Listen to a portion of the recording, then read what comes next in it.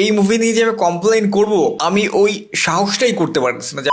এবারের ঈদে বেশ কিছু সিনেমা মুক্তি পেয়েছে, তবে এই কম্পিটিশনে দম ঠিক কতটা এগিয়ে। শুরুতেই যদি অডিয়েন্স রিয়েকশন নিয়ে কথা বলি, তাহলে বলতেই হয় হলে দর্শকের যে উপচে পড়া ভিড় ছিল, হাসি মুখে হল থেকে বের হওয়া প্রতিটি দর্শকই মুভিটা নিয়ে বেশ পজিটিভ রেসপন্স দিয়েছেন। কেউ বলছেন দম এবারের ঈদের নাম্বার 1 মুভি, আবার কেউ কেউ একে রেটিং দিচ্ছেন 10-এ 10।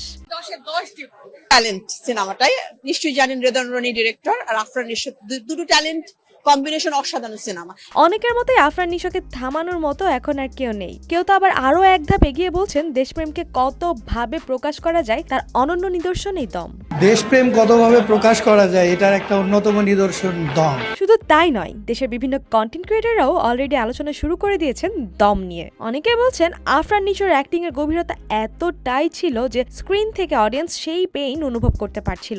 খুব ভালো লাগছে, খুব সুন্দর সিনেমা, অসাধারণ ছিল। একজন বাংলাদেশি মুসলমানের খুব সুন্দর একটা গল্প। এমনকি বড় বড় সমালোচকরাও মুভিটি নিয়ে কমপ্লেন করার মতো নাকি কোনো পয়েন্টই খুঁজে পাচ্ছিল না। তো বলে ফেলা উচিত যে মানে এই মুভিতে কথার কথা আমি তো আস্তে আস্তে বলতেছি, ভালো খারাপের মিশেল দুইটাই বলতেছি, বাট এই মুভি নিয়ে যে আমি কমপ্লেইন করব আমি ওই সাহসটাই করতে পারতেছি না। তো এই ঈদে কি আপনি দম দেখেছেন নাকি এখনো আপনার ওয়াচ লিস্টে আছে? কমেন্টে জানাতে কিন্তু একদমই ভুলবেন না।